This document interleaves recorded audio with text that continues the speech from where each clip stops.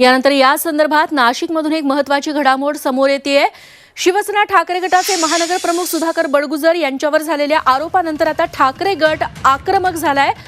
ठाकरे गटाच्या शालिमार येथील कार्यालयासमोर कार्यकर्त्यांनी घोषणाबाजी केली आहे। नाशिकमध्ये ठाकरे गटाच्या कार्यकर्त्यांनी आमदार नितेश राणे यांचा पुतळा जाळण्याचा प्रयत्न केला, मात्र पोलिसांनी वेळीच हस्तक्षेप करत हा पुतळा ताब्यात घेतलाय।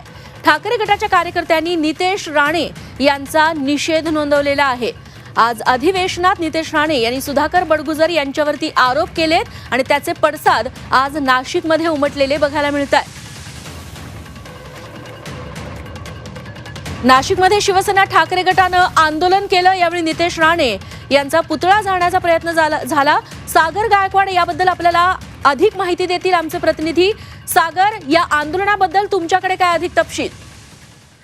नक्कीच ज्यावेळी विधानसभेमध्ये नितेश राणेंनी बडगुजरांबद्दल आरोप केल्यानंतर जो आरोप आहे तो बडगुजरांनी फेटाळला आहे आणि त्यानंतर लगेचच ठाकरे गटाचे जे कार्यकर्ते आहेत ते आक्रमक झालेले आहेत आणि नाशिकच्या जे शालिमार मध्यवर्ती कार्यालय आहे त्या ठिकाणी नितेश राणे यांचा पुतळा जो आहे तो दहन करण्याचा प्रयत्न केला, मात्र वेळीच पोलिसांनी मध्यस्थी करून तो पुतळा आहे तो ताब्यात घेतला। मात्र यावेळी नितेश राणेंविरुद्ध जोरदार घोषणाबाजी करण्यात आली। यावेळी ज्यावेळी पुतळा दहन करण्यात आला त्यावेळी परिसरात तणावाचं वातावरण पसरलं होतं।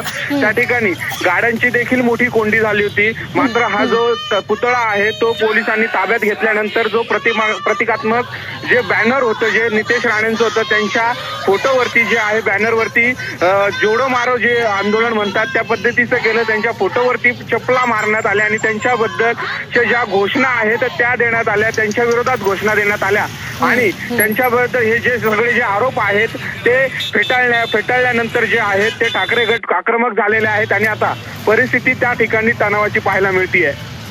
सागर, धन्यवाद तुम्ही दिलेल्या या तपशिलांबद्दल।